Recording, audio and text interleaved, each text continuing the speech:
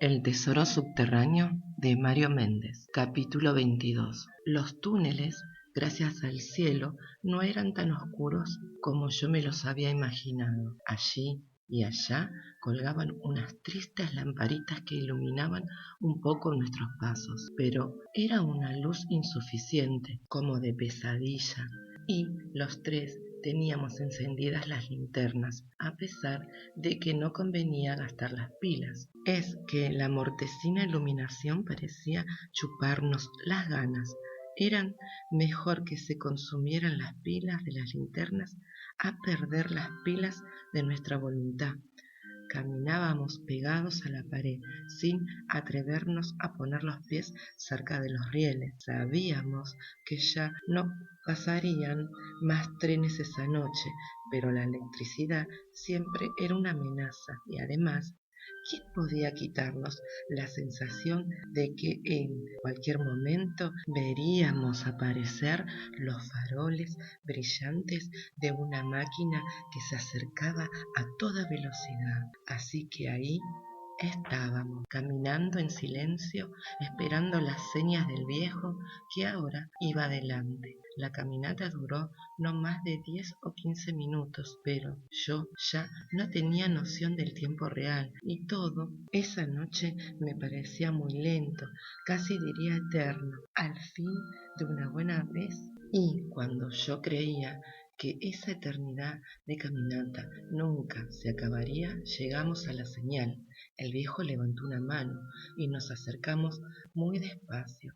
Marcada en la piedra con una punta filosa, un cuchillo o un clavo, se veía apenas la L que el viejo había señalado. No había querido marcar una vulgar X, no, como un homenaje. El sitio por donde entraríamos al antiguo laberinto estaba indicado con la inicial de la bisabuela Leonora. Hay que entrar. Yo primero, Gabriel detrás y después Leandro, dijo Fernando en voz alta. No se le veía la cara en la oscuridad, parecía un fantasma. El viejo inclinó la cabeza y se metió. Gabriel me volvió a pegar en el hombro al pasar y yo lo seguí. Ahí sí que la oscuridad era una cosa seria y extrañé las pobres lucecitas que un rato antes había desaparecido. Caminamos unos 100 metros, calculo, y Fernando se agachó, se dio vuelta y así agachado como estaba y nos hizo la seña de que lo imitáramos. Por los posibles derrumbes no convenía hablar demasiado, así que lo imitamos calladitos. Emprendimos la segunda parte del viaje, mucho más incómoda que la primera y más impresionante. Era como viajar dentro de un caño de esos que hay en algunas plazas, un poco más grandes, sí, pero sin ninguna luz al final, sin la certeza de que más allá estén esperando el aire libre y la luz del sol. Además, nos tropezamos cada 4 o 5 pasos y apoyar las manos en las paredes era sencillamente repugnante, porque estaban húmedas y chorreaban como un musgo asqueroso, una especie de barro medio líquido en el que no sabíamos qué tipo de fauna habitaba. Podía haber arañas, hormigas gigantes, ratas, en fin, un festival del terror, de esos que dan en la tele los sábados a la medianoche, pero en vivo y en directo. Como una hora más tarde terminó la segunda parte y confirmamos mis pálpitos más pesimistas. Llegó una tercera etapa, peor que la anterior. Los túneles se hicieron más bajos y más angostos y había partes en que estaban medio derrumbados, por lo que teníamos que contener la respiración, ponernos en 4 patas y avanzar, rogando a todos los dioses habidos y por haber que no se produjera ningún derrumbe. Esa tercera etapa duró otra pequeña eternidad, calculo 1 o 2 horas más o menos, y cuando yo ya empezaba a pensar en que mejor sería que nos volviéramos, vimos increíblemente que unos metros más adelante había una luz. El viejo se dio vuelta, al parecer sin sorpresa, y nos dijo muy bajito que hiciéramos un último esfuerzo, que ya estábamos llegando. Capítulo 23. Terminada la tercera etapa, nos encontramos con lo que el viejo en sus relatos llamaba el corazón del laberinto.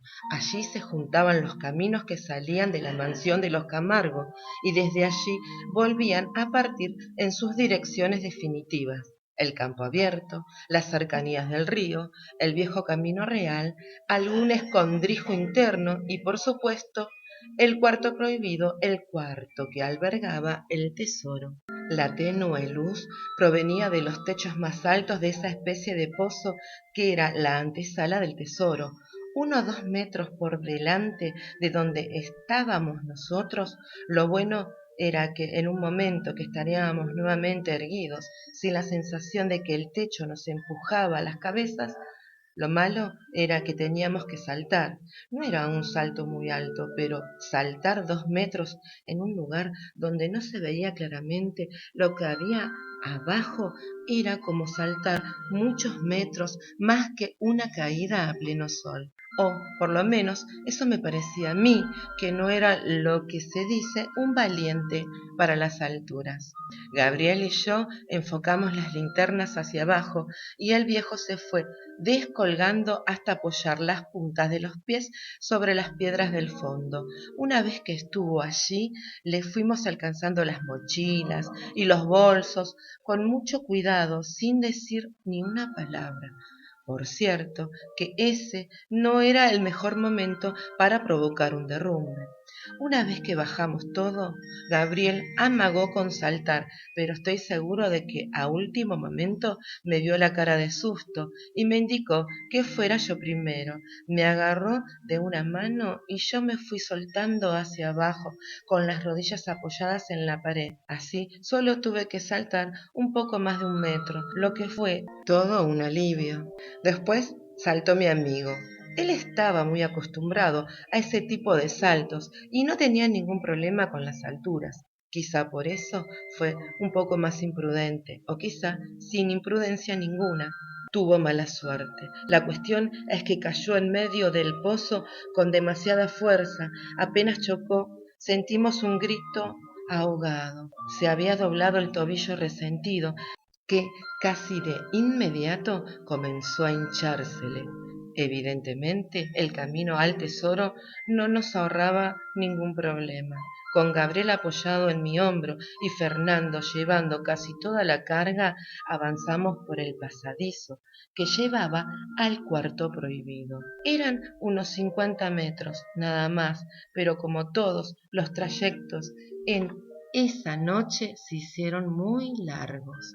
Gabriel se mordía para no quejarse del dolor y mientras caminábamos con él en medio de nosotros pensé en lo difícil que le iba a resultar el regreso, cuando en los túneles más angostos no tuviera en quien apoyarse. Al fin terminamos los últimos 50 metros del viaje y nos detuvimos en la puerta caída, la vieja puerta de grueso roble donde alguna vez el padre de Leonora había dejado clavada su burlona nota de bienvenida. Restos de la noble madera sostenían apenas la entrada derrumbada y una gruesa piedra imposible de empujar había reemplazado la puerta.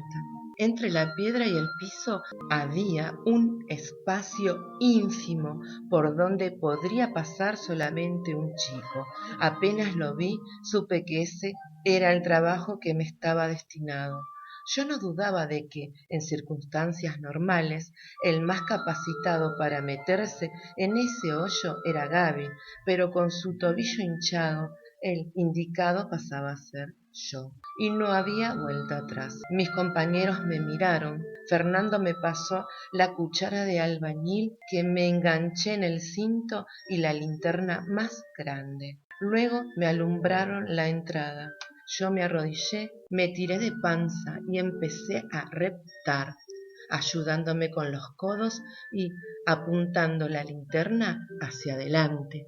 Tenía mucho miedo, pero también una ansiedad enorme, y la verdad es que hoy no puedo recordar lo que sentí en esos 4 o 5 minutos que tardé en pasar por el mínimo hueco que la piedra había dejado libre, y al fin estuve en el cuarto prohibido. Pero seguramente debí acordarme de mi madre, y a ella le habré pedido protección con todas mis fuerzas, porque apenas me paré del otro lado, antes de enfocar la linterna hacia los supuestos tesoros, lo primero que hice fue darme una gran palmada en la frente e insultar para mis adentros, sin que viniera demasiado a cuento.